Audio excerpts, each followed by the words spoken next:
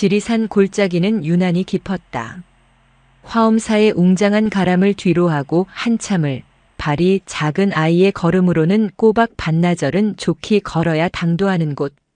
구름이 쉬어가는 관조함은 그런 곳에 자리하고 있었다. 성진은 겨우 5살이었다. 머리를 동그랗게 깎은 작은 아이는 그러나 보통의 아이가 아니었다. 갓난아이 때 암자 앞에 놓여 거두어진 성진에게는 기이한 능력이 있었다. 아이는 사물의 마음을 느꼈다. 그것은 눈으로 보는 것이 아니었다. 풍경이 바람에 흔들릴 때면 성진은 그저 맑은 쇠소리를 듣는 것이 아니라 풍경에 깃든 간절한 기다림을 느꼈다. 법당 앞 늙은 향나무에서는 견뎌내는 고요함을, 아궁이에서 타오르는 장작불에서는 스스로를 태우는 뜨거운 기쁨을 느꼈다. 성진의 세상은 온갖 마음들로 가득 차 시끄럽고도 충만했다. 그의 스승인 무경 스님은 그런 성진의 능력을 일찌감치 알았다. 스님은 성진이 스님, 저 돌멩이가 아프다고 울어요라고 말할 때도, 공양간 그릇이 깨져서 슬퍼해요라고 속삭일 때도 그저 묵묵히 고개를 끄덕일 뿐이었다. 스님은 답을 주지 않았다. 그저 성진의 동그란 머리를 쓰다듬으며 낮은 소리로 물을 뿐이었다. 성진아, 돌멩이는 어찌하여 아프다더냐? 그릇은 또 어찌하여 슬프다더냐? 성진은 그 질문의 뜻을 몰랐지만 스님의 마른 손에서 전해지는 크고 따뜻한 마음이 좋아 그저 웃곤 했다. 관조함에서의 생활은 단조로웠다. 새벽 예불, 아침 공양, 마당 쓸기, 그리고 무경 스님을 따라 경전을 소리내어 읽는 것. 성진에게는 그 모든 것이 놀이와 같았다. 단 하나 저 위쪽의 산신각만 빼고는. 산신각은 법당 뒤편 잣나무 숲이 우거진 곳에 홀로 떨어져 있었다. 무경 스님은 매일 초하루와 보름이면 홀로 그곳에 올라 향을 피웠다. 성진은 한 번도 따라가 본 적이 없었다. 그곳에서 흘러나오는 마음이 어쩐지 서늘하고 두려웠기 때문이다. 그러던 어느 늦은 봄날이었다. 산철쭉이 암자 주변을 붉게 물들이고 뻐꾸기 소리가 골짜기를 울리던 날. 무경 스님이 성진을 불렀다. 성진아, 오늘은 나와 함께 산신각에 가보자꾸나. 성진은 순간 걸음을 멈췄다. 스님의 손을 잡고도 발이 떨어지지 않았다. 왜 그러느냐? 산신님께 인사드리러 가는 길이다. 스님의 목소리는 평소와 같이 잔잔했다. 성진은 차마 무섭다는 말을 못하고 스님의 회색 승복 자락을 꼭 쥔 채 잣나무 숲으로 발을 옮겼다. 끼익. 산신각의 낡은 문이 열리는 소리가 유난히 날카롭게 들렸다. 안은 눅눅하고 어두웠다. 짙은 향냄새와 묵은 나무 냄새가 코를 찔렀다. 성진은 무경 스님의 등 뒤에 바싹 붙어 안을 들여다보았다. 그리고 그것을 보았다. 정면 벽을 가득 채운 탱화. 인자한 듯 무표정한 산신이 앉아 있고 그 곁에 거대한 호랑이가 있었다. 성진은 숨이 멎는 것 같았다. 다른 것은 보이지 않았다. 오직 호랑이. 금방이라도 그림 밖으로 튀어나올 듯 생생한 호랑이의 눈이 어둠 속에서도 형형하게 빛나며 자신을 꿰뚫어 보고 있었다. 그 순간 성진은 느꼈다. 다른 어떤 마음과도 비교할 수 없는 거칠고 사납고 날카로운 분노. 그것은 화난 마음 정도가 아니었다. 모든 것을 부수고 찢어발기려는 듯한 맹렬한 적이었다.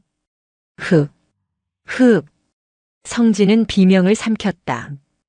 온몸에 털이 곤두서는 것 같았다. 호랑이의 마음이 차가운 쇠붙이처럼 성진의 작은 가슴을 찔렀다. 무경 스님이 향에 불을 붙이고 돌아섰을 때 성진은 이미 문 밖으로 뛰쳐나가고 있었다. 성진아. 스님의 부름에도 아랑곳하지 않았다. 성진은 비탈길을 구르다시피 달려내려와 요사체 기둥 뒤에 숨어 덜덜 떨었다. 심장이 귀 밑에서 쿵쿵 울렸다. 눈물이 쉴 새 없이 흘러나왔다. 무서워. 무서워. 호랑이가 나를 잡아먹으려고 해. 얼마나 지났을까? 무경 스님이 천천히 걸어 내려왔다. 스님은 기둥 뒤에 웅크린 성진을 가만히 내려다보았다. 스님의 민머리가 햇빛에 반짝였다. 무엇이 그리 무서우냐, 성진아. 호랑이. 산신각 호랑이가. 너무 무섭습니다. 화가 많이 났어요. 저를 미워해요. 성진은 울부짖으며 스님의 다리를 붙잡았다. 무경 스님은 성진을 안아들지 않았다. 그저 낮은 목소리로 물었다. 그러하냐? 탱화 속 호랑이가 어찌 성큼성큼 걸어나와 너를 물어가더냐? 몰라요. 하지만 느껴져요. 저를 죽일 것처럼 사나운 마음이란 말입니다. 성진은 스님의 말이 야속했다. 분명히 느꼈는데 그 끔찍한 마음을 스님은 어찌 모른단 말인가. 무경 스님은 긴 침묵 끝에 잣나무 숲이 있는 산신각 쪽을 바라보았다. 호랑이는 그저 그림 속에 있을 뿐이다. 너를 물어뜯은 것은 호랑이가 아니다. 아닙니다. 호랑이란 말입니다. 성진아. 스님의 목소리가 조금 낮아졌다. 너를 그토록 떨게 만든 두려움은 과연 어디서 온 것이더냐? 성진은 그 말을 이해할 수 없었다. 두려움은 당연히 호랑이에게서 온 것이었다. 저 무섭고 사나운 자신을 노려보던 호랑이의 눈에서 온 것이었다. 성진은 고개를 저으며 스님의 품에 얼굴을 묻었다. 하지만 스님은 성진을 안아주지 않고 그저 성진의 작은 어깨를 토닥일 뿐이었다. 그날 이후 성진은 산신각 쪽으로는 오줌도 누지 않았다. 스님의 심부름으로 나무를 캐러 갈 때도 잣나무 숲이 보이는 길은 빙 둘러서 갔다. 호랑이의 사나운 마음은 성진에게 지워지지 않는 낙인이 되었다. 아이는 자신이 만든 두려움의 감옥에 스스로를 가두기 시작했다. 성진의 세상은 산신각을 중심으로 반으로 나뉘었다. 볕이 잘 드는 법당 앞마당과 그림자지고 으스스한 잣나무 숲길. 성진은 철저하게 빛이 있는 곳에서만 머물렀다. 그러다 보니 아이의 동서는 부자연스러웠고 때로는 실수를 하기도 했다. 장맛비가 억수같이 쏟아지던 여름날이었다. 법당 처마 밑으로 떨어지는 빗줄기가 거대한 발을 이루어 마당을 내리치고 있었다. 성진은 툇마루에 앉아 빗줄기 너머를 바라보고 있었다. 그때 요사체 부엌 쪽에서 일을 하던 공양주 보살이 성진을 불렀다. 성진아, 스님 드릴 감로수 좀 법당에 올려다 드리렴. 내가 지금 손이 없어서 그런다. 공양주 보살은 옹기 그릇에 맑은 샘물을 가득 담아 성진에게 건넸다. 성진은 작은 두 손으로 옹기를 조심스럽게 받쳐들었다. 네, 보살님. 요사체에서 법당까지는 불과 20걸음 남짓. 하지만 문제는 법당으로 가는 가장 빠른 길이 산신각이 올려다 보이는 뜰 앞을 가로지르는 것이었다. 성진은 빗줄기 너머로 희미하게 보이는 잣나무 숲을 보자 심장이 덜컥 내려앉았다. 괜찮아. 비가 많이 와서 호랑이도 젖었을 거야. 나를 못 볼 거야. 스스로를 다독이며 성진은 종종 걸음으로 마당을 가로지르기 시작했다. 빗물이 옹기 그릇 안으로 튀어들어왔다. 발밑이 미끄러웠다. 성진은 고개를 푹 숙이고 오직 발끝만 보며 걸었다. 바로 그때였다. 쏴 하는 빗소리를 뚫고 잣나무 숲 쪽에서 바람이 불며 나뭇가지가 꺾이는 듯한 날카로운 소리가 들렸다. 호랑이다. 성진은 저도 모르게 비명을 질렀다. 으악!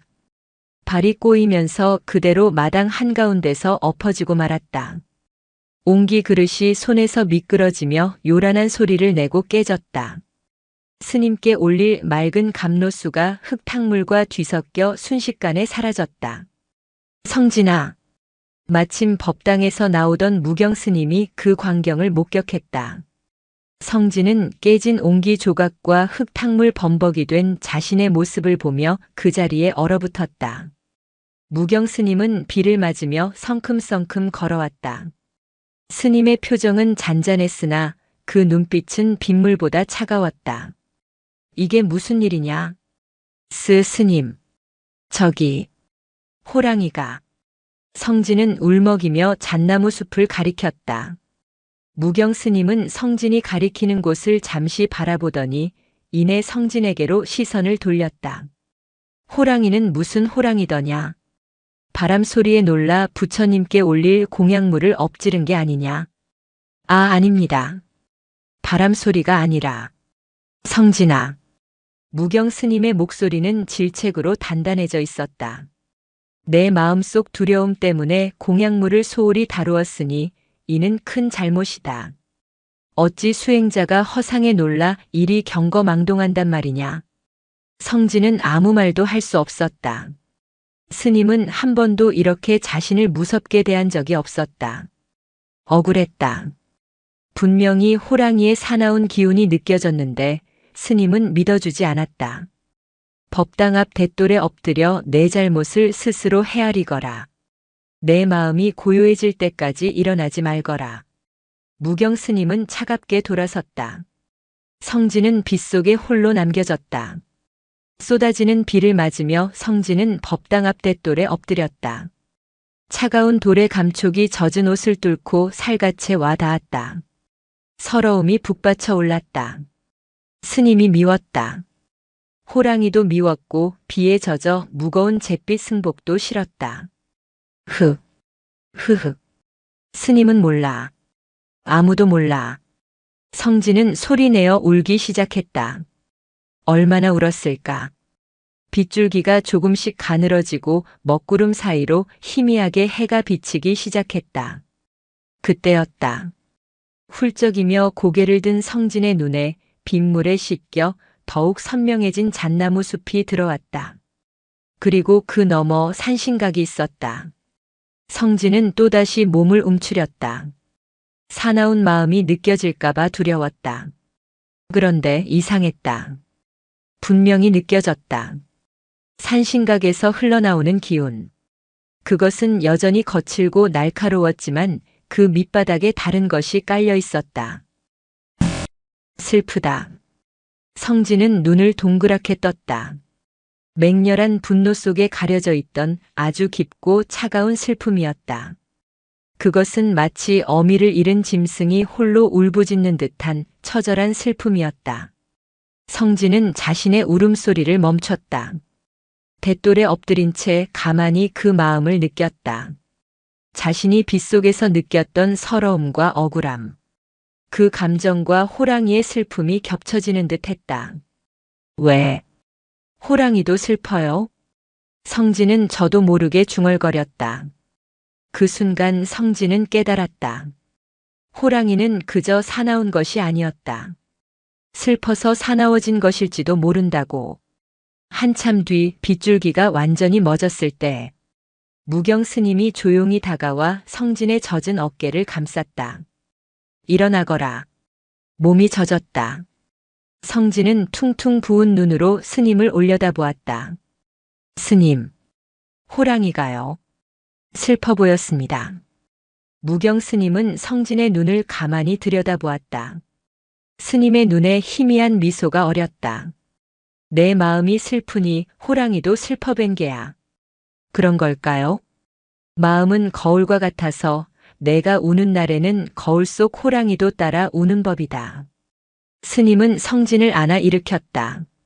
성진은 여전히 호랑이가 두려웠지만 이제는 그 두려움 속에 아주 작은 호기심이 섞여들기 시작했다. 저 사납고도 슬픈 호랑이는 대체 어떤 마음을 가진 것일까?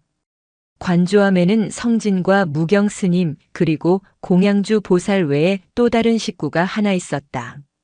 삼색 털을 가진 고양이 길상이었다. 길상이는 암자의 실질적인 주인 행세를 했다. 따뜻한 봄볕에는 툇마루에서 낮잠을 잤고 겨울에는 아궁이 앞을 독차지했으며 무경 스님의 예불 시간에도 아랑곳하지 않고 법당을 어슬렁거렸다. 성진은 길상이를 좋아했다. 길상이의 마음은 아주 단순하고 명쾌했기 때문이다. 길상이가 성진의 다리에 몸을 비빌 때면 기분 좋다. 더 긁어달라는 따뜻하고 간지러운 마음이 전해졌다. 쥐를 발견하고 몸을 낮출 때면 잡고 싶다는 아주 날카롭고 집중된 마음이 느껴졌다. 배가 부를 때면 만사 귀찮다. 졸리다는 노곤한 마음뿐이었다. 성진에게 길상이는 복잡한 마음들 속에서 만나는 유일한 휴식처였다. 하지만 호랑이에 대한 공포는 여전했다. 슬픔을 느낀 이후에도 산신각에서 뿜어져 나오는 사나운 기운의 근본은 바뀌지 않았다. 성진은 여전히 그곳을 피해 다녔다. 초가을 바람이 맑아진 어느 날 오후였다. 성진은 무경 스님의 명으로 마당에 떨어진 도토리를 줍고 있었다. 다람쥐들의 겨울 양식을 남겨두고 너무 많은 것만 주워오라는 스님의 당부가 있었다. 성진은 작은 바구니를 들고 도토리 나무 아래에 쪼그려 앉았다. 도토리를 하나 주울 때마다 열심히 자랐다는 작고 단단한 마음이 느껴져 재미있었다. 한참 도토리를 줍고 있는데 법당 뒤편에서 길상이가 어슬렁거리며 나타났다. 길상이는 기분 좋게 꼬리를 세우고는 성진이 그토록 피하는 잣나무 숲 쪽으로 유유히 걸어갔다. 길상아. 성진이 작게 불렀다. 길상이는 뒤를 한번 돌아보고는 왜 부르냐는 듯 야옹하고 울었다. 그러더니 망설임 없이 산신각으로 향하는 돌계단을 올라가기 시작했다. 안 돼. 길상아, 거긴 위험해. 성진은 바구니를 내팽개치고 달려갔다. 하지만 길상이는 멈추지 않았다. 성진은 돌계단 아래쪽에서 멈춰 섰다. 더 이상 올라갈 용기가 나지 않았다. 저 위 산신각 문틈으로 사나운 마음이 금방이라도 쏟아져 나올 것만 같았다. 길상아, 이리 와. 어서. 성진이 발을 동동 구르며 애타게 불렀다. 하지만 길상이는 그 무서운 산신각 문 바로 앞, 호랑이 탱화가 걸려있는 바로 그 건물 앞에서 태평하게 자리를 잡고 앉았다. 그러고는 앞발을 들어 세수를 하기 시작했다. 볕이 좋은지 눈을 가늘게 뜨고 갸르릉거리는 소리까지 냈다. 성진은 충격에 휩싸였다. 어째서? 지금 이 순간에도 성진은 느끼고 있었다. 산신각 안에서 흘러나오는 얼음장처럼 차갑고 날카로운 호랑이의 마음을. 자신은 이렇게 무서워서 다리가 떨리는데 길상이는 저렇게 태어날 수가 있단 말인가. 길상이는 안 무서운가? 저 호랑이가 나한테만 화가 났나? 길상이는 한참 동안 세수를 하다가 하품을 길게 하고는 툇마루 밑 그늘로 들어가 몸을 웅크리고 잠을 청했다. 성진이 느끼는 그 맹렬한 사나운 마음 따위는 애초에 존재하지도 않는다는 듯이 성진은 그 자리에 망연자실 서 있었다. 저녁 공양 시간. 성진은 무경 스님에게 낮의 일을 물었다. 스님, 길상이는 산신각 호랑이가 무섭지 않은가 봅니다. 무경 스님은 묵묵히 숭늉을 마시다가 그릇을 내려놓았다. 그러하더냐? 네. 저는 그 앞에 가지도 못하는데. 길상이는 그 앞에서 잠까지 잡니다. 어찌 그럴 수 있습니까? 호랑이의 사나운 마음이 느껴지지 않는 걸까요? 무경 스님은 성진을 지그시 바라보았다. 성진아.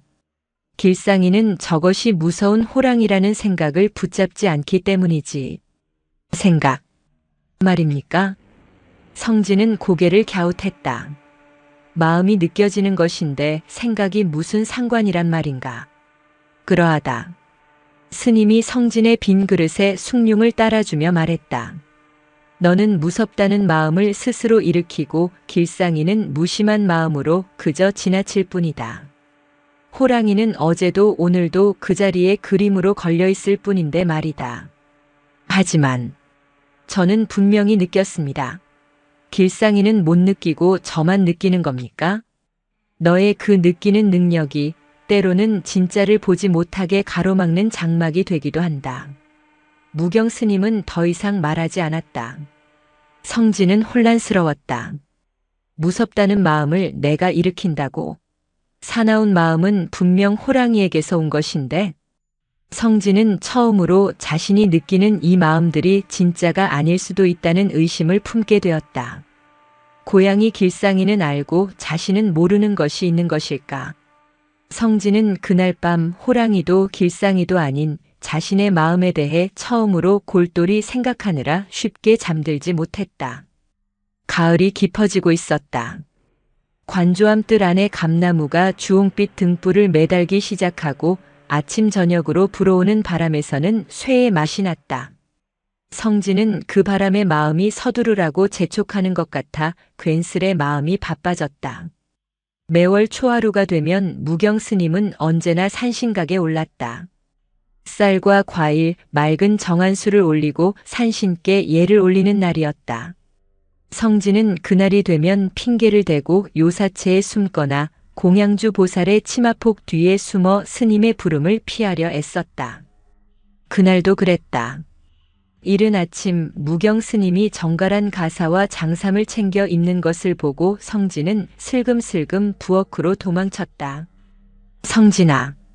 그러나 스님의 목소리는 도망치는 아이의 등 뒤에 정확히 꽂혔다.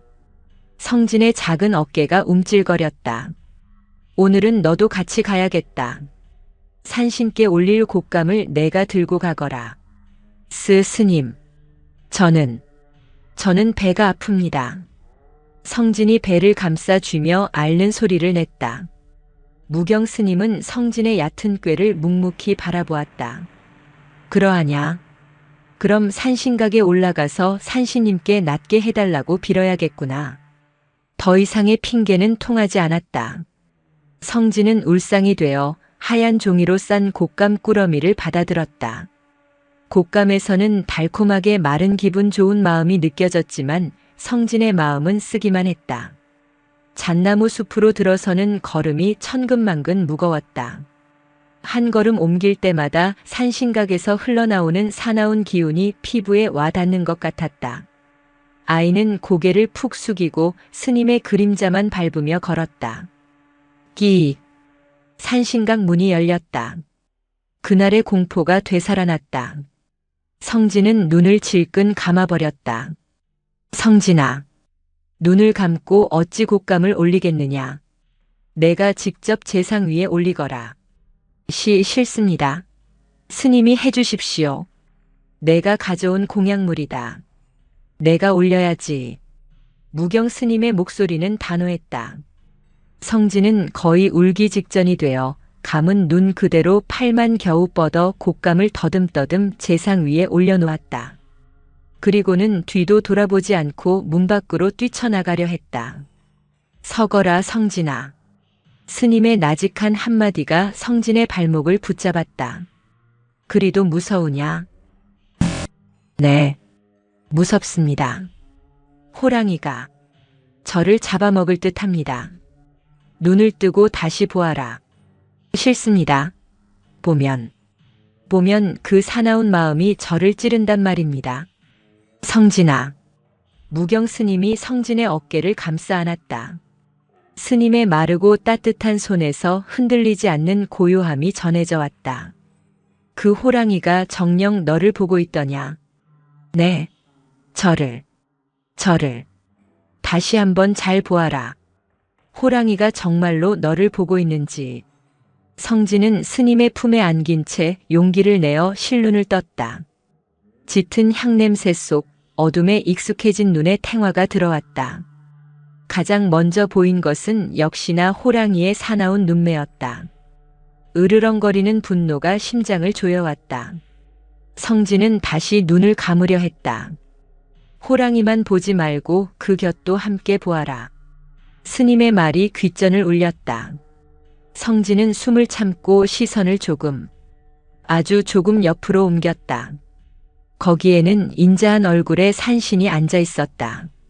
하얀 수염을 길게 늘어뜨리고 손에는 깃털 부채를 든 채 모든 것을 꿰뚫어 보는 듯한 눈으로 정면을 응시하고 있었다. 그리고 호랑이는 그 산신의 발치에 엎드려 있었다. 성진은 그제야 깨달았다. 호랑이는 자신을 보고 있지 않았다. 호랑이의 시선은 사납게 빛나는 그 눈동자는 비스듬히 위를 향해 자신의 주인인 산신을 올려다보고 있었다. 아! 성진의 입에서 작은 탄성이 터져 나왔다. 그 순간 성진이 느꼈던 마음이 변했다. 사나운 분노라고 생각했던 그것이 다른 감각으로 바뀌어 다가왔다. 그것은 지키려는 마음이었다. 주인을 향한 맹렬한 충직함이었다. 산신을 보호하기 위해 감히 누구도 이 신성한 공간을 범하지 못하게 하려는 굳건하고도 맹렬한 수호의 마음이었다. 자신을 향한 적이가 아니었다. 성진은 자기도 모르게 한 걸음 앞으로 다가갔다. 호랑이가 화가 난 게 아니었습니다. 그러하냐? 산신 할아버지를 지키고 있었습니다. 성진은 고개를 들어 무경 스님을 바라보았다. 아이의 눈에는 더 이상 두려움이 없었다. 경이로움과 혼란스러움이 뒤섞여 있었다. 어찌하여 지난번에는 슬픔이 느껴지고 오늘은 충직함이 느껴지는 것입니까? 같은 호랑이인데 말입니다. 무경 스님은 향로에 향을 꽂으며 잔잔하게 웃었다. 성진아, 내가 호랑이만 볼 때는 호랑이의 사나움만 내 마음에 가득 찼다. 스님은 재상 위에 곶감을 하나 들어 성진에게 건넸다. 내가 산신과 호랑이를 함께 보니 비로소 호랑이의 본래 마음자리가 보인 게야. 본래 마음자리 말입니까? 세상의 모든 마음은 홀로 있지 않다. 저 풍경이 처마 끝에 매달려 있기에 소리를 내고 내가 나와 함께 있기에 나의 제자가 되는 것처럼 모든 것은 관계 속에서 그 뜻을 드러내는 법이다. 스님은 촛불을 켰다. 어두웠던 산신각 내부가 붉은 빛으로 따뜻하게 차올랐다. 호랑이의 마음이라 느꼈던 그것은 어쩌면 호랑이의 것이 아닐지도 모르지. 성진은 그 말의 깊은 뜻을 다 헤아릴 수는 없었다. 하지만 한 가지는 분명히 알았다. 자신이 무섭다고 생각했던 호랑이는 사실은 충성스러운 호랑이였다는 것을. 아이의 세상이 또 한 뼘 넓어졌다. 하지만 그 넓어진 세상은 성진을 더욱 깊은 혼란 속으로 밀어넣을 준비를 하고 있었다. 가을이 깊어지자 밤이 빨리 찾아왔고 산사의 밤은 유독 칠흑처럼 어두웠다. 무생명들이 겨울을 나기 위해 제 몸을 낮추는 시기, 암자의 공기 또한 무겁게 가라앉았다. 그날 밤 성진은 따뜻한 아랫목에서 막 잠이 들려던 참이었다. 창호지 바깥에서는 매서운 바람이 나뭇가지를 흔드는 소리가 날카로운 손톱처럼 느껴졌다. 콜록콜록. 옆자리에서 무경 스님의 마른 기침 소리가 들려왔다. 낮부터 스님의 기침 소리가 심상치 않다 싶더니 밤이 되자 더욱 심해진 것이었다. 스님 괜찮으십니까? 성진이 부스스 일어나 앉았다. 괜찮다. 그저 묵은 기침일 뿐이다. 스님은 애써 말했지만 숨소리가 거칠었다. 성진아, 내 부탁을 하나 들어주어야겠다. 네, 스님. 무엇입니까? 법당 안 부처님 앞 작은 탁자에 내가 쓰는 목과 환이 든 합을 두고 온 듯하구나. 이 늙은 몸이 바람을 쐬기에는 너무 차니 내가 좀 다녀와 주겠느냐. 성진은 순간 얼어붙었다. 법당. 요사체에서 법당으로 가려면 마당을 가로질러야 했다. 그리고 그 마당은 잣나무숲, 산신각으로 가는 길과 맞닿아 있었다. 낮이라면 아무것도 아니었다. 하지만 이 칠흑 같은 밤에, 바람이 저리 울부짖는 밤에 그 앞을 지나가야 한다는 말인가. 스님, 밖은 아주 어둡습니다. 그러하냐? 그럼 내가 다녀와야겠구나. 콜록콜록. 스님이 몸을 일으키려 하자 성진은 다급하게 스님을 말렸다. 아닙니다. 제가 다녀오겠습니다. 스님의 위태로운 기침 소리를 듣고 있자니 무서운 마음보다 스님을 걱정하는 마음이 더 커졌다. 성진은 자리에서 벌떡 일어나 두꺼운 솜저고리를 걸쳤다. 여기 작은 등을 가져가거라. 스님이 기름 등잔을 건넸다. 성진은 그것을 받아들고 방문을 나섰다. 차가운 밤 공기가 훅 끼쳐왔다. 하늘에는 달도 별도 없었다. 오직 성진의 손에 들린 작은 등잔만이 아이의 발밑을 겨우 비추고 있었다. 요사체 툇마루를 내려서는 발걸음이 무거웠다. 마당으로 들어서자 사방에서 어둠이 성진을 집어삼킬 듯 덮쳐왔다. 괜찮아. 괜찮아. 호랑이는 그림일 뿐이야. 산신 할아버지를 지키는 착한 호랑이야. 스스로를 다독이며 법당을 향해 걸었다. 그런데 등잔의 불빛이 바람에 흔들릴 때마다 마당의 그림자들이 기이한 형상으로 춤을 추었다. 늙은 향나무는 거대한 괴물처럼 보였고 처마 끝 풍경 소리는 비명처럼 들렸다. 아이의 비범한 능력은 어둠 속에서 더욱 예민해졌다. 잠자는 돌멩이의 마음, 바람에 떠는 나뭇잎의 마음, 차가워서 외로운 흙의 마음. 온갖 마음들이 속삭였다. 드디어 잣나무 숲 입구가 가까워졌다. 성진은 그쪽을 쳐다보지 않으려 애썼다. 그때였다. 휙. 거센 바람이 불어왔다. 성진은 저도 모르게 소리를 내며 등잔을 감쌌다. 푸푸. 등잔불이 힘없이 꺼져버렸다. 완전한 어둠이 찾아왔다. 한치 앞도 보이지 않았다. 성진은 그 자리에 얼어붙었다. 아무 소리도 들리지 않았다. 바람 소리, 나뭇잎 소리, 그리고 자신의 심장이 미친 듯이 뛰는 소리뿐이었다. 스님, 스님. 울음이 터져 나오려는 순간 그것이 느껴졌다. 산신각 쪽에서 칠흑 같은 어둠을 뚫고 그 마음이 흘러나왔다. 지난번 산신각 안에서 느꼈던 충직함 따위가 아니었다. 그것은 맨 처음 느꼈던 날 것 그대로의 끔찍한 사나움이었다. 아니, 그보다 더했다.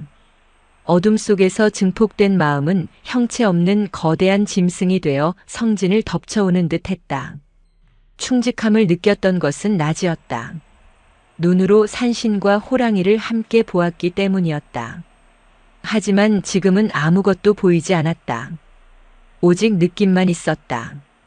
시각이라는 족쇄가 풀린 마음은 실체보다 더 거대하고 무서운 허상이 되어 아이를 짓눌렀다. 성진은 심지어 느꼈다. 그 사나운 마음이 잣나무 숲에서 내려오고 있다고. 크르르릉. 바람 소리가 아니었다. 짐승의 울음소리였다. 성진의 귀에는 분명 그렇게 들렸다. 흐아악. 성진은 비명을 내지르며 몸을 돌렸다. 어디가 요사체인지 어디가 법당인지도 몰랐다. 그저 어둠 속을 마구잡이로 뛰었다. 쿵. 무언가에 걸려 넘어졌다. 흙바닥에 얼굴을 쳐박았다. 무릎이 깨져 불에 댄 듯한 통증이 느껴졌다. 하지만 그것은 아무것도 아니었다. 온다. 호랑이가 그림 속에서 나와서 나를 잡으러 온다. 성진은 네 발로 기기 시작했다.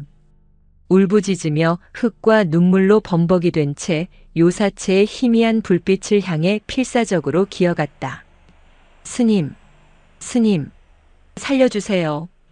호랑이가 나왔습니다. 방문을 부서져라 열고 들어온 성진은 그대로 무경 스님의 품에 파고들었다. 아이의 온몸은 사시나무 떨듯 떨고 있었다. 무경 스님은 그런 성진을 말없이 안아 덜덜 떠는 작은 등을 쓸어주었다. 한참이나 지났을까. 성진의 울음이 잦아들자 스님이 입을 열었다. 성진아. 네. 스님. 호랑이는 어디 있더냐? 밖에. 잣나무 숲에서 저를 쫓아왔습니다. 제가 똑똑히 느꼈습니다. 무경 스님은 성진을 품에서 떼어내고 아이의 눈물범벅이 된 얼굴을 맑은 눈으로 가만히 들여다보았다. 너는 호랑이를 보았느냐? 보지는 못했습니다. 너무 어두워서. 하지만 느꼈느냐? 네. 아주 크고 사나운 마음이었습니다. 스님은 말없이 일어나 방문을 활짝 열었다. 차가운 밤바람이 방 안으로 쏟아져 들어왔다. 보아라, 성진아. 마당에 무엇이 있느냐? 성진은 스님의 등 뒤에 숨어 고개만 내밀고 마당을 바라보았다. 여전히 어두웠지만 요사체 방 안의 불빛이 새어나가 마당의 일부를 희미하게 비추었다. 그곳에는 아무것도 없었다. 바람에 흔들리는 나뭇가지뿐이었다. 하지만 분명히 성진아, 내가 넘어진 곳을 보아라. 늙은 향나무 뿌리가 튀어나온 곳이다. 내가 들은 크르르릉 소리는 저기 법당 처마 밑 풍경이 바람에 부대끼는 소리다. 무경 스님은 다시 방으로 들어와 문을 닫았다. 성진은 여전히 공포에 질려 있었지만 조금씩 혼란스러워지기 시작했다. 성진아, 어둠 속에서는 작은 벌레 소리도 천둥처럼 들리는 법이다. 내 마음이 두려움으로 가득 차니 바람 소리도 호랑이 울음소리로 들리고 보이지 않는 어둠도 너를 쫓는 호랑이로 변한 것이다. 스님은 성진의 깨진 무릎에 약을 발라주었다. 스님. 하지만 마음은, 그 사나운 마음은 정말이었습니다. 그러하냐? 무경 스님이 성진의 눈을 바라보며 물었다. 그 사나운 마음이 과연 호랑이의 것이었느냐, 아니면 어둠을 무서워한 내 마음이 만들어낸 허상이었느냐? 성진은 대답할 수 없었다. 자신의 능력이라고 믿었던 것이 자신을 속인 것만 같았다. 느껴지는 것이 진짜가 아닐 수도 있다는 사실. 그날 밤 성진은 무서움보다 더 큰 혼란 속에서 잠을 이루지 못했다. 스님의 약합은 날이 밝아서야 성진의 손으로 법당에서 가져올 수 있었다. 칠흑 같던 밤의 공포가 지나고 눈이 부시게 파란 가을 하늘이 돌아왔다. 성진은 밤새 겪은 일이 꿈인 양 아득했지만 무릎의 상처가 자꾸만 지난밤의 공포를 되새기게 했다. 아이의 마음은 복잡했다. 호랑이는 사나웠다 가일장, 슬펐다 가이장, 충직했다 가사장, 급기야 어둠 속에서 자신을 쫓아오는 실체오장가 되었다. 도대체 호랑이는 어떤 마음인 걸까? 길상이는 여전히 산신각 앞을 제 집처럼 드나들었다 3장. 길상이를 볼 때마다 성진의 마음은 더욱 복잡해졌다. 그날은 관조함의 묵은 물건들을 정리하는 날이었다. 가을볕이 좋을 때 곰팡내 나는 것들을 꺼내 말리고 겨울 채비를 위해 곡간을 정리해야 했다. 성진은 공양주 보살을 따라 먼지가 풀풀 나는 곡간으로 들어갔다. 곡간은 온갖 잡동사니로 가득했다. 이가 빠진 녹그릇, 낡은 경전들, 좀먹은 겨울 장삼, 그리고 정체를 알 수 없는 오래된 괴짝대. 성진아, 저기 구석에 있는 작은 괴짝 좀 앞으로 끌어내보렴. 그 안에 팥이 들었을 게다. 네, 보살님. 성진은 콧잔등을 찡그리며 먼지를 헤치고 구석으로 갔다. 작은 나무 괴짝은 생각보다 무거웠다. 끙끙거리며 괴짝을 끌어내던 성진의 눈에 괴짝 뒤편 벽에 기대어 세워진 낡은 액자 하나가 들어왔다. 먼지를 훌훌 털어내자 그림이 드러났다. 호랑이였다. 성진은 자기도 모르게 뒷걸음질 쳤다. 또 호랑이였다. 하지만 아이는 이내 고개를 갸웃거렸다. 산신각의 호랑이와는 전혀 달랐다. 일단 무섭지가 않았다. 그림 속 호랑이는 몸통은 누런색인데 이상하게도 온몸에 까만 점이 얼룩덜룩 박혀 있었다. 눈은 사납기는커녕 어딘가 바보처럼 동그랗게 뜨고 있었고 입을 벌리고 웃는 것인지 우는 것인지 모를 표정을 짓고 있었다. 수염은 뻣뻣하지 않고 국수 가락처럼 축 처져 있었다. 심지어 꼬리는 토끼 꼬리처럼 뭉툭했다. 그림 위쪽에는 까치 한 마리가 나뭇가지에 앉아 이 우스꽝스러운 호랑이를 보며 즐겁게 지저귀는 듯 했다. 성진은 홀린 듯 그림에 다가갔다. 그리고 자신의 능력으로 그 그림의 마음을 느껴보았다. 아무것도 느껴지지 않았다. 아니, 정확히는 사나움도 슬픔도 충직함도 아니었다. 굳이 표현하자면, 에헴, 나 무섭지? 하고 뽐내지만 전혀 무섭지 않은 어설프고 우스꽝스러운 마음이었다. 심지어 그림을 그린 사람이 이놈 골탕 좀 먹어라 하고 장난치는 듯한 경쾌한 마음마저 느껴졌다. 성진은 완전히 혼란에 빠졌다. 아이는 그 무거운 액자를 낑낑거리며 들고 곳간을 뛰쳐나왔다. 스님, 스님, 이것 보십시오. 여기도 호랑이가 있습니다. 마당을 쓸고 있던 무경 스님이 성진의 요란한 부름에 빗자루를 멈췄다. 성진은 스님 앞에 액자를 쿵 내려놓았다. 에이, 이 호랑이는 이상합니다.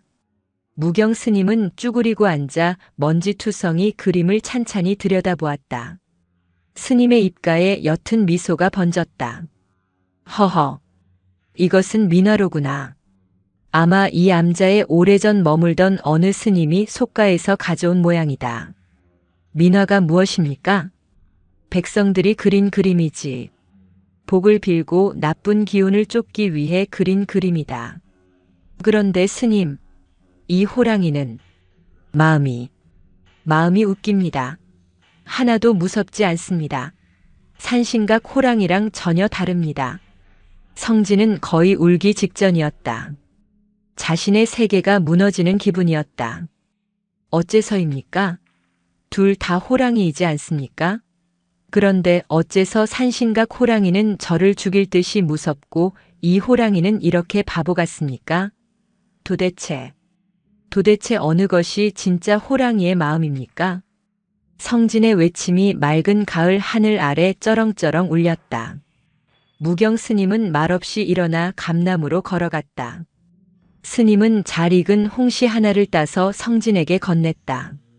성진아, 이것이 무엇이냐? 깜입니다. 아주 달콤한 홍시입니다. 그렇지. 그럼 지난 여름 내가 맛보고 떨다고 울상을 지었던 저 푸른 감은 감이 아니더냐? 그것도 감입니다. 덜 익은 떫은 감입니다. 그럼 저기 처마 밑에 매달려 하얀 분을 뒤집어 쓰고 있는 곶감은 또 무엇이냐? 그것도 감입니다. 아주 달콤한 곶감입니다. 성진은 스님이 무슨 말을 하려는지 몰라 눈만 껌뻑거렸다. 무경 스님은 성진의 머리를 쓰다듬었다. 성진아, 다 같은 감이지만 언제 누가 어찌 다루었느냐에 따라 그 맛이 이리도 다르지 않느냐.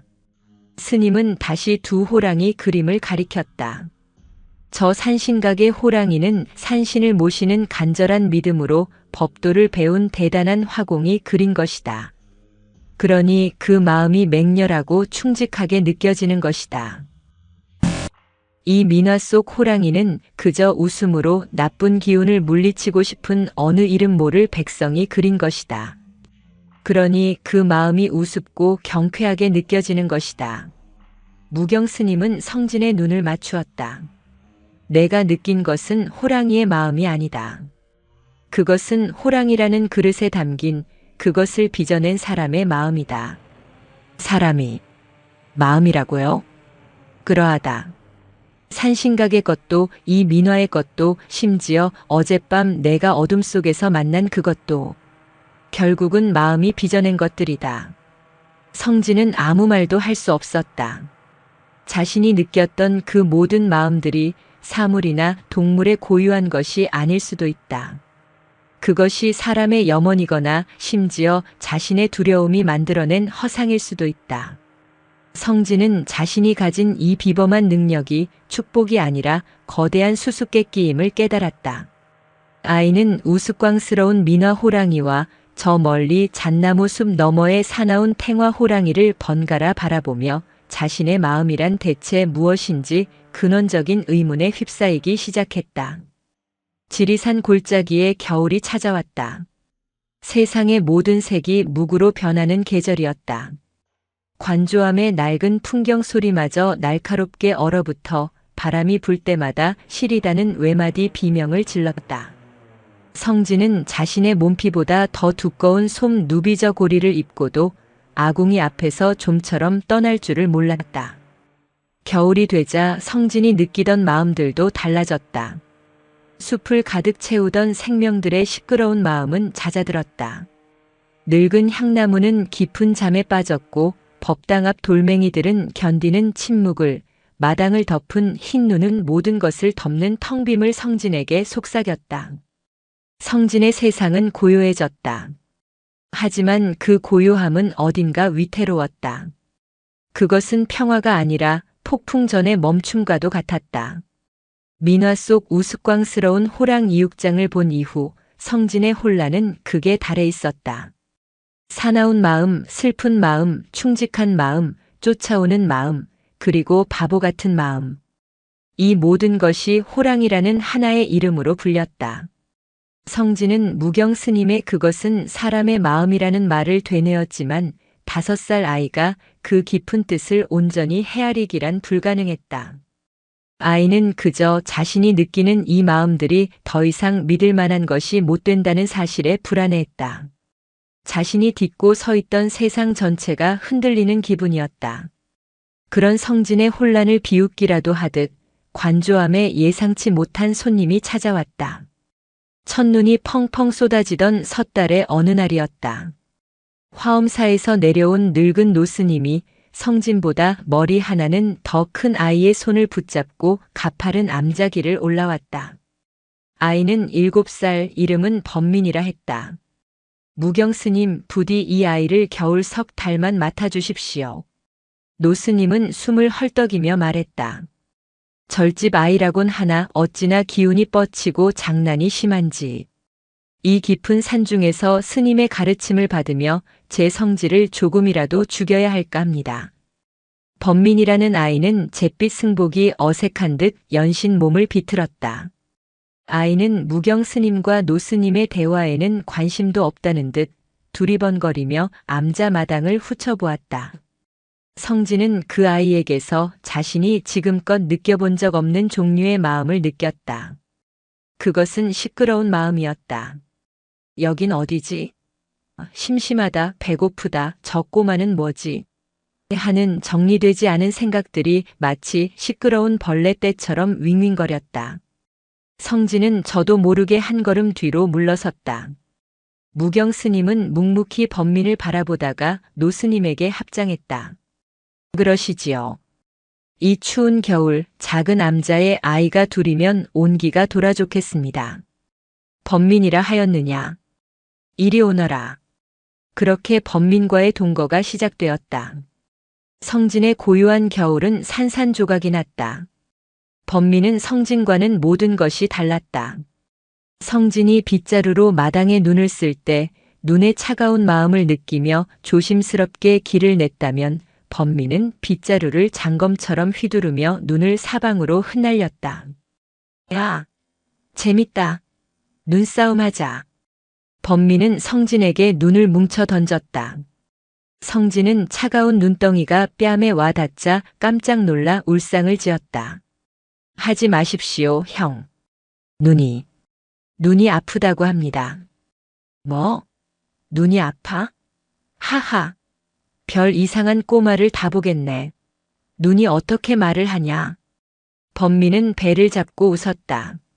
성진은 얼굴이 새빨개졌다. 자신의 능력을, 자신의 세상을 정면으로 부정당한 기분이었다. 공양 시간에도 범민은 시끄러웠다. 조용히 바로 공양을 하는 성진과 달리 범민은 반찬 투정을 하고 국물을 후루룩 소리내어 마셨다. 성진은 그 거친 마음이 불편해서 밥이 잘 넘어가지 않았다. 밤이 되어 잠자리에 들 때가 가장 괴로웠다.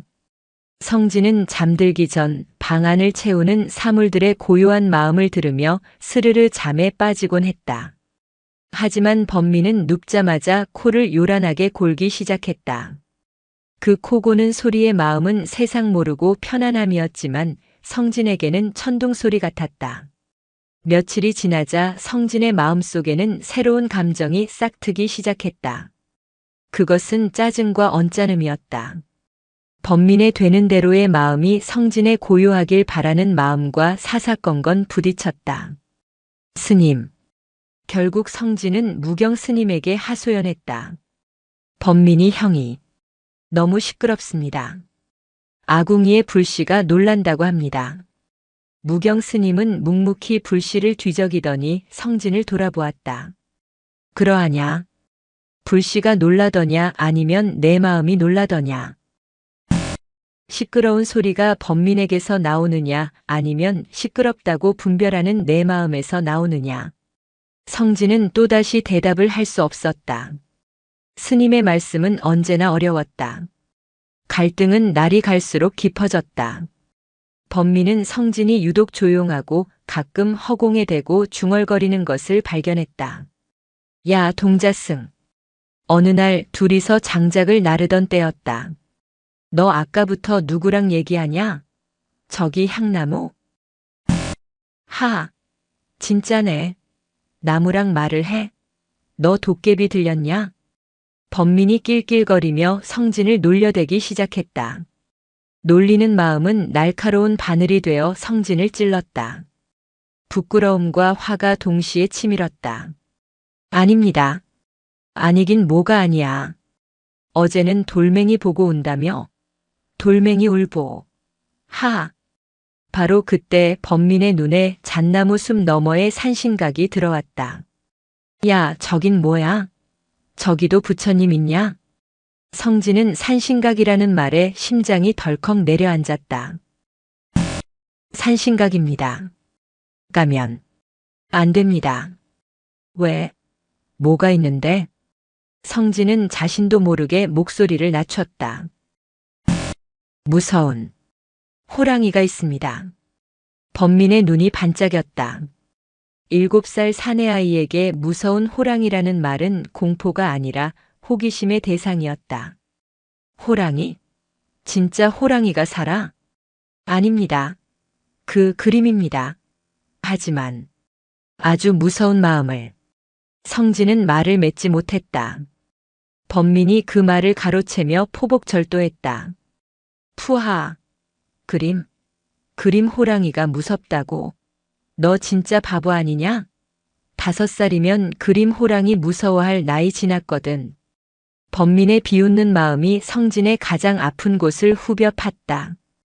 그것은 지난밤 어둠 속에서 느꼈던 공포오장과 산신각 호랑이에 대한 근원적인 두려움 일장을 한꺼번에 건드렸다.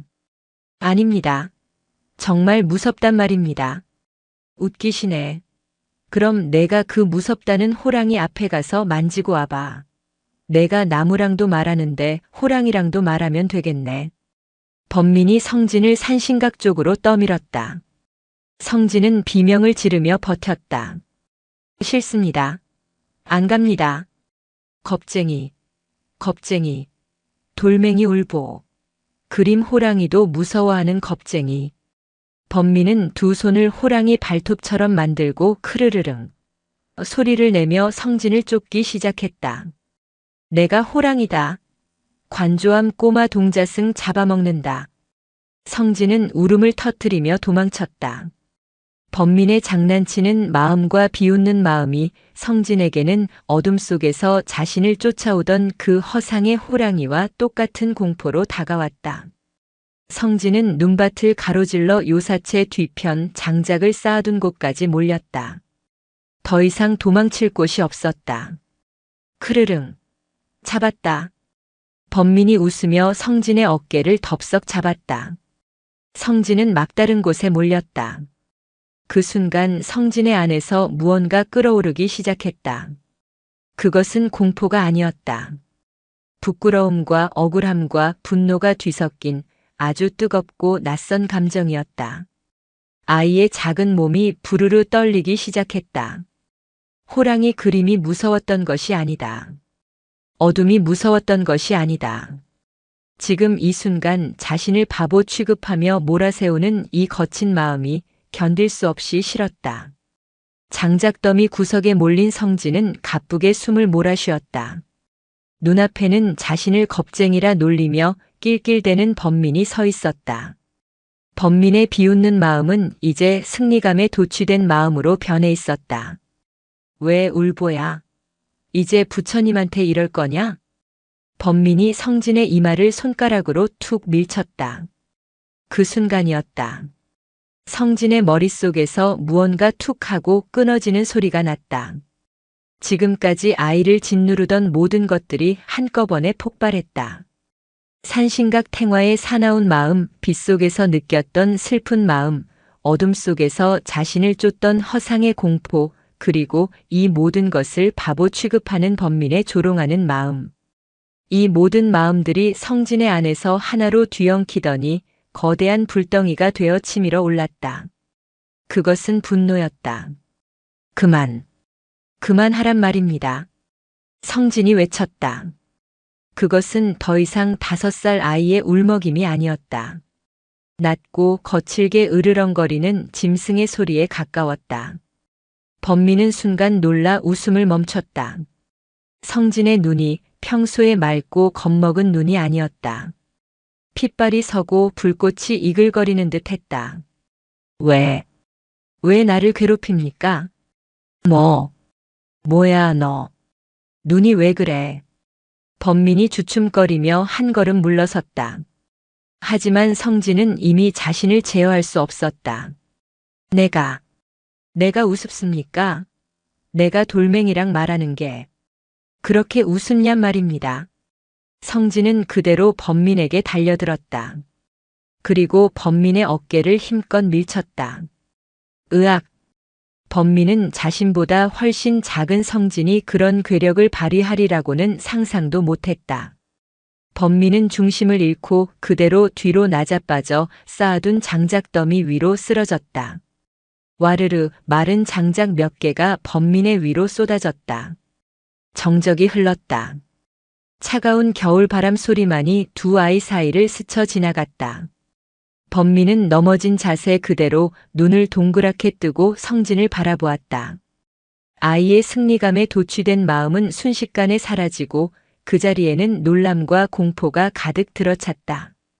범민의 눈에 눈물이 그렁그렁 맺히기 시작했다.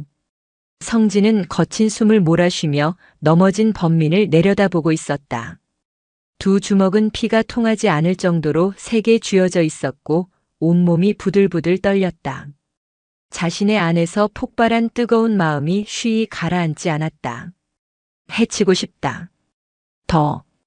더 혼내주고 싶다. 그런 생각이 머릿속을 스쳤다. 그리고 성진은 깨달았다. 지금 자신이 느끼고 있는 이 마음, 이 맹렬하고 거칠고 모든 것을 부숴버릴 듯한 이 사나운 마음. 이것은 성진은 숨이 멎는 것 같았다. 이것은 자신이 산신각에서 처음 마주쳤던 그토록 무서워했던 호랑이의 마음과 조금도 다르지 않았다. 자신을 꿰뚫어 보던 호랑이의 눈. 지금 자신이 범민을 노려보는 이 눈. 자신을 잡아먹을 듯 으르렁거리던 호랑이의 마음. 지금 범민을 향해 끓어오르는 자신의 분노. 그것은 완벽하게 똑같았다. 성진은 공포에 질려 뒷걸음질 쳤다. 범민에게서 물러난 것이 아니었다. 자기 자신에게서 물러났다. 안 돼. 자신이 괴물처럼 느껴졌다. 자신이 호랑이였다. 그토록 피하고 싶었던, 그토록 무서워했던 그 사나운 마음의 정체가 바로 자신의 안에 잠자고 있었던 것이다. 산신각 탱화는 그저 거울이었을 뿐이다. 자신의 안에 있던 분노를 비추는 거울. 어둠 속의 허상은 자신의 두려움이 만들어낸 거울. 민화 속 호랑이는 사람들의 웃음이 만들어낸 거울. 성진은 자신이 가진 능력의 끔찍한 진실을 마주했다. 자신이 느꼈던 마음들은 남의 것이 아니었다. 그것은 자신의 마음이 다른 것들에 깃들어 울리고 있었던 것뿐이다. 스님. 성진은 그 자리에 주저앉아 두 손에 얼굴을 묻었다. 분노는 순식간에 식어버리고 그 자리에는 자신에 대한 혐오와 공포가 밀려왔다. 내가 호랑이였습니다. 그때 울음을 터뜨린 범민이 장작더미에서 기어나와 요사체를 향해 달려갔다. 스님, 성진이가 미쳤어요. 저를 때렸단 말입니다. 얼마 지나지 않아 무경 스님이 묵묵히 걸어 나왔다. 스님은 울면서 달려오는 범민을 한 번, 그리고 눈밭에 주저앉아 덜덜 떨고 있는 성진을 한 번 번갈아 보았다. 스님은 아무 말 없이 성진에게 다가왔다. 그리고 눈밭에 웅크린 아이의 앞에 섰다. 성진은 감히 스님의 얼굴을 쳐다보지 못했다. 성진아. 스님의 목소리는 춥지도 따뜻하지도 않았다. 그저 덤덤했다. 스님. 흐흐. 스님. 제가 범민이 형을 물어뜯으려 했습니다. 성진은 차마 고개를 들지 못하고 스님의 발치에 대고 속죄하듯 울부짖었다. 제가 호랑이였습니다. 무서운 호랑이가 제 안에 있었습니다. 무경 스님은 긴 침묵 끝에 천천히 허리를 굽혀 성진의 어깨에 손을 얹었다. 그래, 보았느냐? 성진은 그 말에 고개를 번쩍 들었다. 스님의 눈은 자신을 질책하고 있지 않았다. 그저 깊은 연민과 알무로 자신을 바라보고 있었다. 네, 내가 그토록 외면하고 무서워하던 그것이 내 밖에 있는 것이 아니라 바로 내 안에 꿈틀대고 있었음을 이제야 정면으로 보았느냐 이 말이니라. 스님의 마른 손이 성진의 젖은 뺨을 닦아주었다. 화는 불이다가 성진아. 불은 제 몸을 태워 빛을 내기도 하지만 온 산을 태워 재로 만들기도 한다. 내가 오늘 내 안의 불을 본 것이다. 저는 무섭습니다, 스님. 제 안의 호랑이가 너무 무섭습니다. 무서워하지 말거라. 이제 보았으니 길들일 수 있는 게야. 무경 스님은 성진을 일으켜 세웠다. 스님은 범민을 부르지도 성진을 벌하지도 않았다. 그저 성진의 손을 잡고 묵묵히 아궁이 앞으로 데려갔다. 그리고는 차가운 물수건을 가져와 성진의 상기된 얼굴을 닦아주었다. 성진은 물수건의 차가운 마음이 자신의 뜨거운 마음을 식혀주는 것을 느끼며 하염없이 눈물만 흘렸다. 아이의 세계는 스스로의 손에 의해 완벽하게 뒤집혔다. 그날의 사건 이후 관조함에는 무거운 침묵이 내려앉았다. 겨울바람 소리만이 유일한 소음인 듯 했다.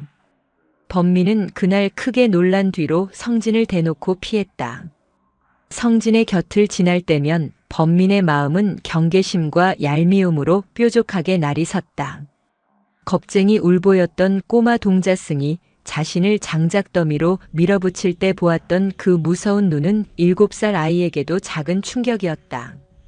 범민은 더 이상 성진을 놀리지 않았다.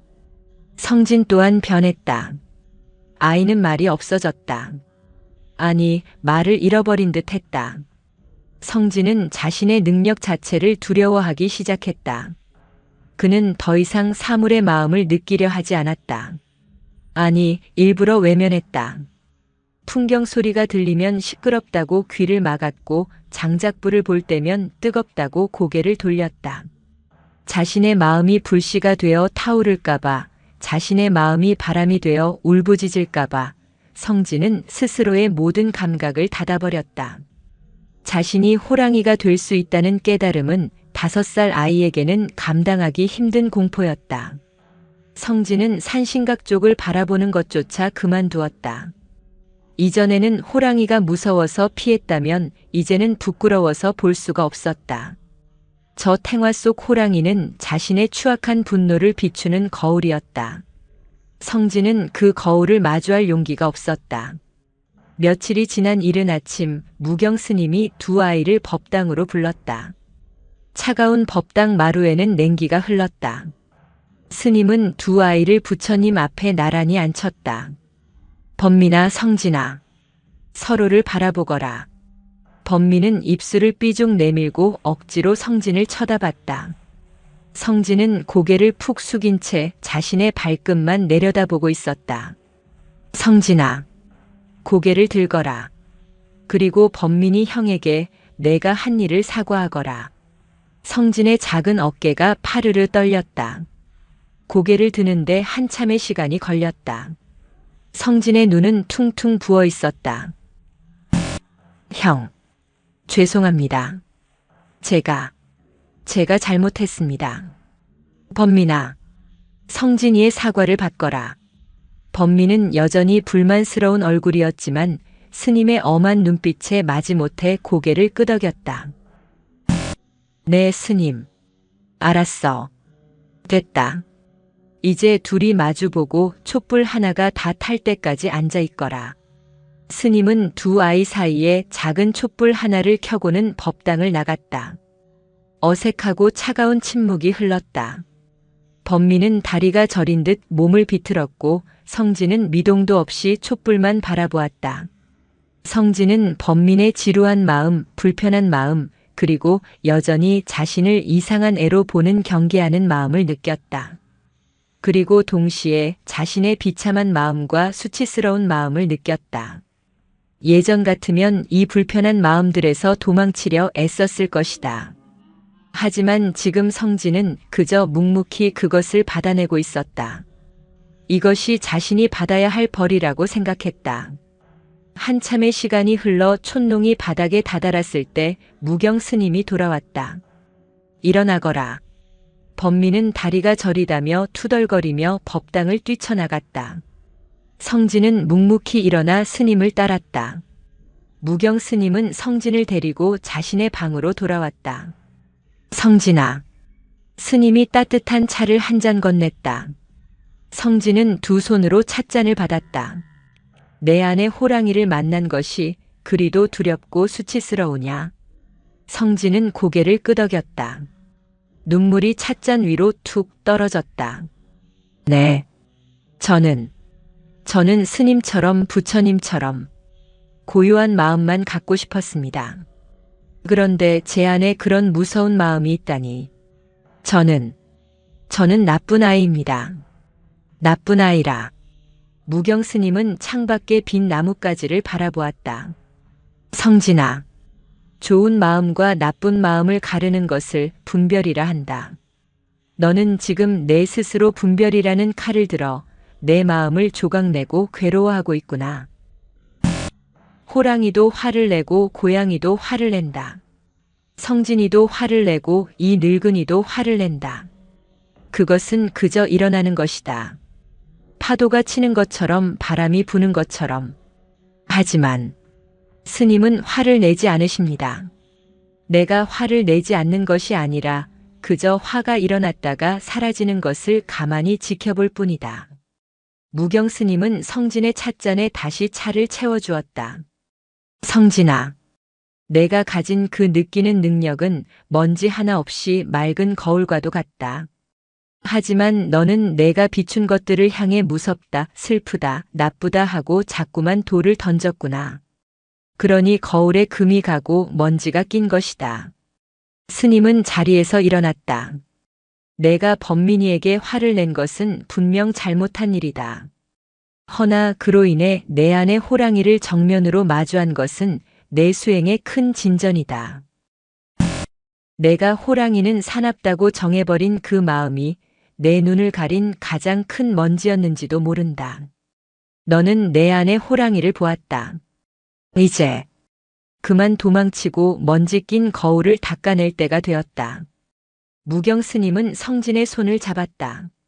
며칠 뒤 묵은 해를 보내는 날, 산신각 대청소를 할 것이다. 올해는 내가 나와 함께 그 거울을 닦아야겠다. 성진은 스님의 말에 숨을 멈췄다. 산신각, 자신이 그토록 피했던 곳, 자신의 추한 모습을 비추던 그 거울. 스님, 저는 두려우냐? 스님이 물었다. 성진은 잠시 망설였다. 두려웠다. 하지만 그것은 이전의 공포와는 달랐다. 잡아먹힐까봐 두려운 것이 아니었다. 진실을 마주하는 것이 두려웠다. 성진은 스님의 손을 마주 잡았다. 아니요. 스님, 두렵지 않습니다. 아이의 목소리는 작았지만 더 이상 떨리지 않았다. 성진은 비로소 깨달았다. 호랑이에게서 도망치는 것은 결국 자기 자신에게서 도망치는 것이었음을. 아이는 며칠 뒤 자신의 손으로 직접 그 거울을 닦아내기로 결심했다. 자신의 마음이 무엇인지 그 근원을 향해 나아가기로. 무구네의 마지막 날이 밝았다. 지리산 골짜기는 유례없이 맑고 차가운 공기로 가득 찼다. 밤사이 내린 서리가 암자의 지붕과 나뭇가지마다 하얗게 내려앉아 아침 햇살에 눈이 부시도록 반짝였다. 공기 중에 떠다니는 마음조차 없었다. 모든 것이 얼어붙은 듯 투명하고 고요한 침묵만이 세상을 감돌았다. 성진은 새벽 예불이 끝나자마자 스스로 솜저고리 옷깃을 단단히 여미었다. 범민은 아직 아랫목 이불 속에서 꼼지락거리고 있었지만 성진은 이미 방을 나설 채비를 마친 뒤였다. 무경 스님이 묵묵히 고개를 끄덕였다. 두 사람은 요사체를 나섰다. 범민을 때렸던 팔짱 그 눈밭은 이제 단단하게 얼어붙어 성진의 작은 발자국을 새겨 넣었다. 잣나무 숲으로 향하는 길. 성진은 더 이상 스님의 등 뒤에 숨지 않았다.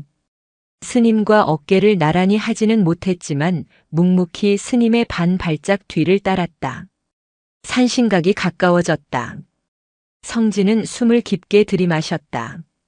차가운 공기가 폐부 깊숙이 들어왔다.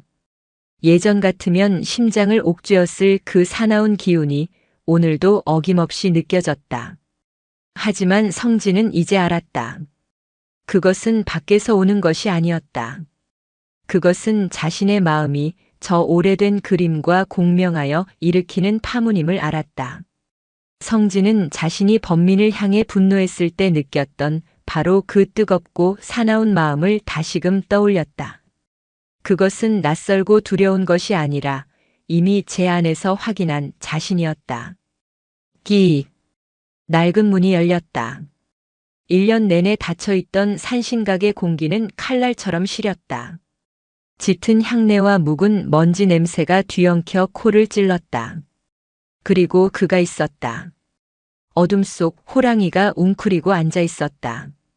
성진은 처음으로 두려움 없이 호랑이의 눈을 정면으로 마주 보았다. 사납고 맹렬하며 금방이라도 뛰쳐나올 듯한 그 눈. 스님. 호랑이가 여전히 화가 나 있습니다.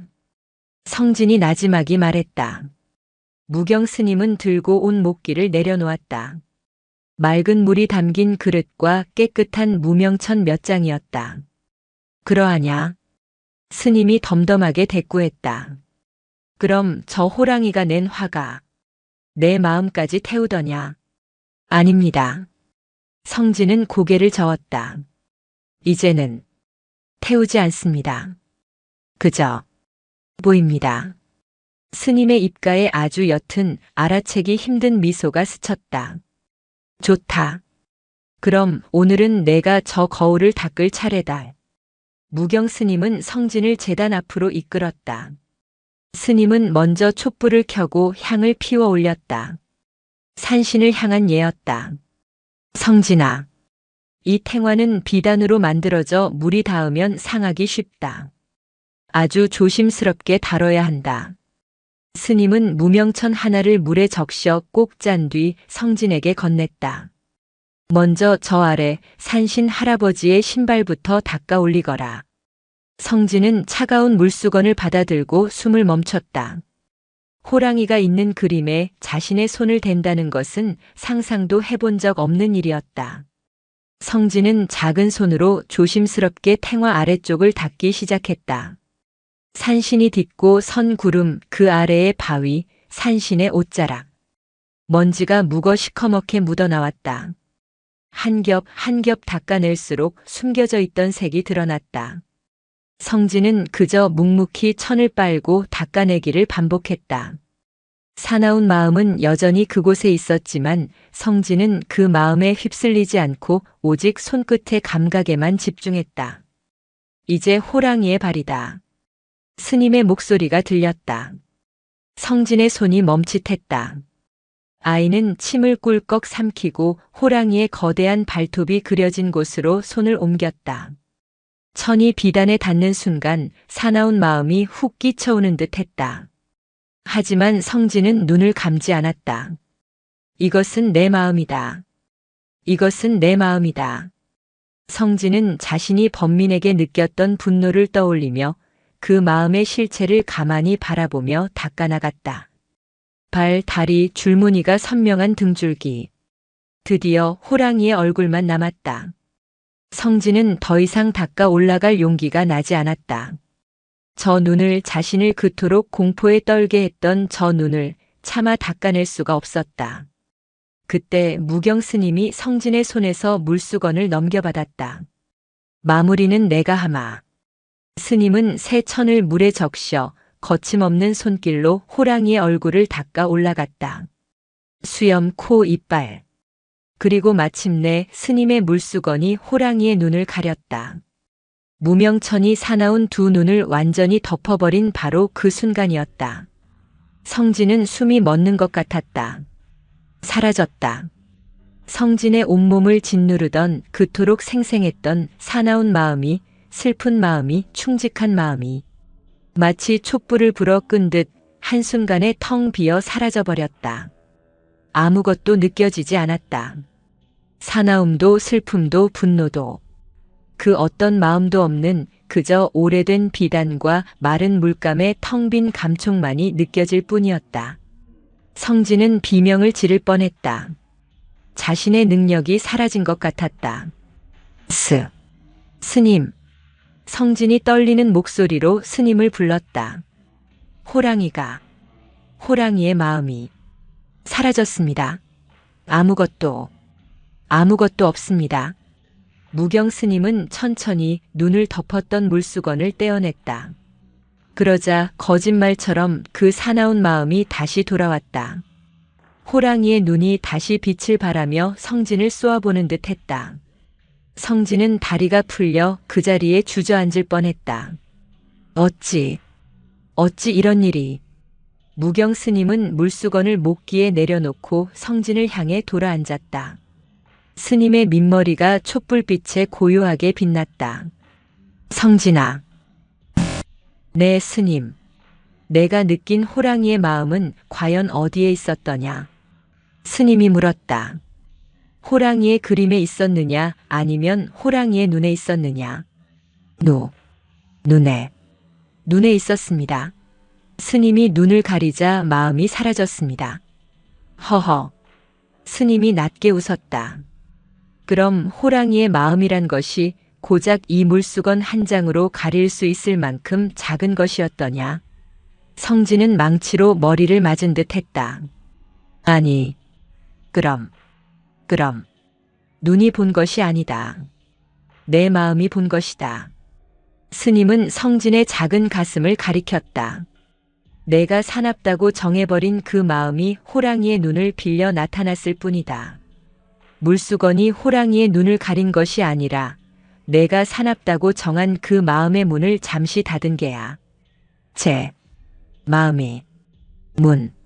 성진은 자신이 그토록 찾아 헤매던 답의 윤곽을 어렴풋이 잡을 수 있었다. 무경 스님은 클린 듯 깨끗해진 탱화 앞으로 성진을 다시 이끌었다. 먼지가 거친 호랑이는 더욱 선명하고 더욱 사나워 보였다. 하지만 성진은 더 이상 떨지 않았다. 이제 저 호랑이에게 손을 대어 보아라. 스님이 말했다. 이번에는 내 마음을 비우고 호랑이의 마음이 아닌 저 비단에 깃든 염원을 느껴보아라. 성진은 두려움 반, 호기심 반으로 작은 손바닥을 탱화 위에 가만히 올렸다. 호랑이의 이마 부분이었다. 눈을 감았다. 사나운 마음이 느껴지지 않았다. 대신 아주 오래된 기억이 흘러들어왔다. 그것은 짐승의 마음이 아니었다. 사람의 마음이었다. 성진은 보았다. 칠흑 같은 밤 촛불 하나에 의지해 꽁꽁 언 손을 불어가며 이 거대한 비단과 씨름하는 어느 늙은 화공의 모습이 느껴졌다. 화공은 두려움에 떨고 있었다. 지리산의 깊은 골짜기에서 홀로 산짐승의 울음소리를 들으며 그림을 그리고 있었다. 그는 사나운 마음을 그린 것이 아니었다. 그는 자신의 두려움을 그리고 있었다. 그리고 동시에 그는 간절히 기도하고 있었다. 부디 이 산의 신령께서 이 부족한 그림에 깃드시어 이 암자를 지키고 모든 나쁜 기운과 재앙으로부터 이곳의 수행자들을 지켜주시옵소서. 그것은 분노가 아니라 간절한 서원이었다. 성진은 손을 떼었다. 눈물이 뺨을 타고 흘렀다. 스님, 이것은 화공의 마음이었습니다. 그는 무서워하고 있었습니다. 그리고 우리를 지켜달라고 빌고 있었습니다. 그러하다 무경 스님이 성진의 머리를 쓰다듬었다. 내가 처음 느낀 사나운 마음은 화공의 두려움과 서원이 빚어낸 것이었다.